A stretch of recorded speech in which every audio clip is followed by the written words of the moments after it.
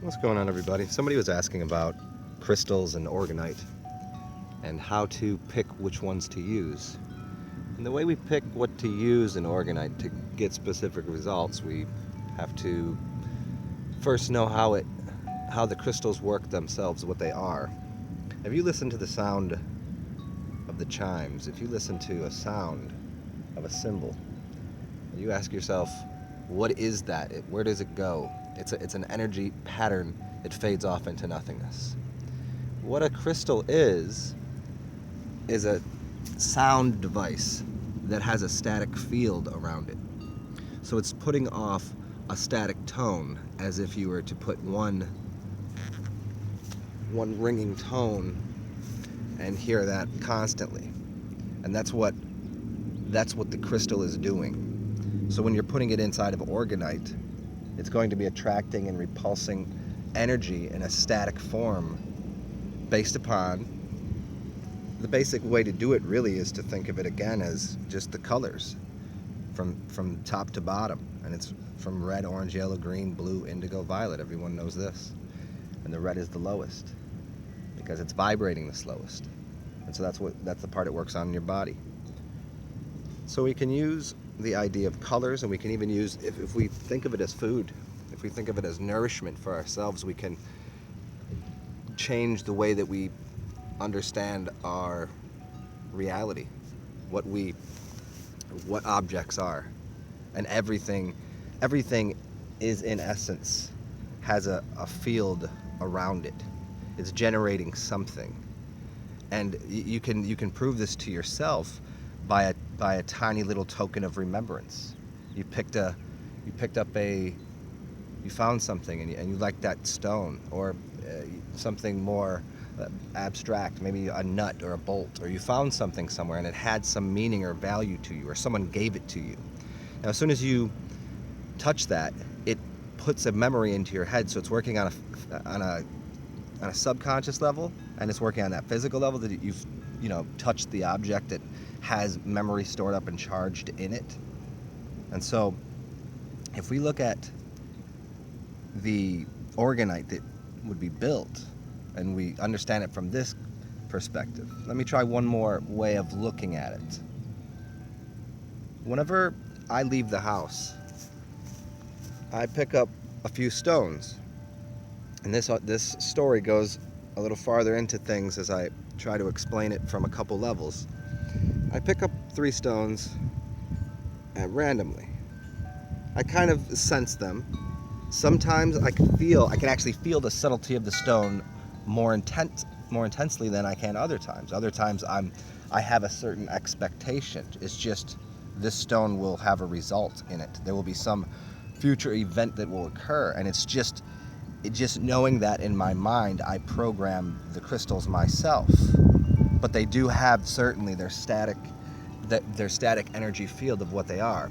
So whenever I leave the house with stones in my pocket, the other day I was walking through the French market, and I started talking to a gentleman and pulled a stone out of my pocket, and I said, "This is for you." He's like, "Wow." He's like, "That's a tiger's eye. That's my wife's favorite stone." And so in that, he said he was an artist, and he said, "Come by and see him, and he'd paint me a picture." So that stone, it was already had the intention of a future event in it. It had energy and current in it of a future event.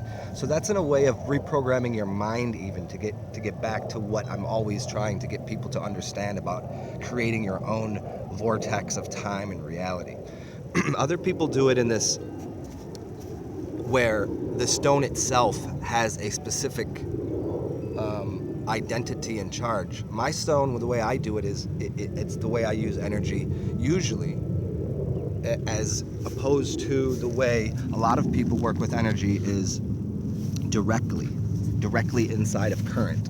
Like, for instance, someone that moves like Dimitri, he can move objects pretty readily. He can move wind.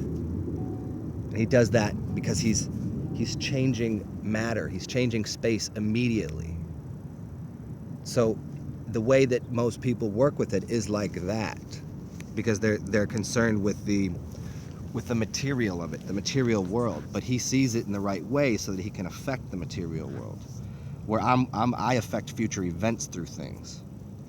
And so both of the energy works go into the same thing, which is manifesting the things that you'd like, and when should they come about, and how should they come about, and how much control can you architect over it, and how much do you desire. So getting into building Orgonite, the basic principles are still going to be the same. There's universal signs, symbols, shapes that will push and pull energy differently. So in the immediate time frame, it seems like the pyramids are the best structures to gain energy. Maybe cones. Maybe there should be more sides. There's a lot of research done into pyramids, but maybe there's a different shape. Maybe there's something. Again, it's what result do you desire? So a cone shape is going to have a completely different effect than a disc, than would a square.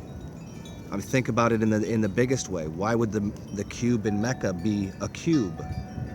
And why are obelisks shaped the way they are? And why are pyramids? They're all energy vortexes and generators to some degree. So, excuse me. The idea of building Orgonite should really be done with a thought to what you'd like to manifest out of it.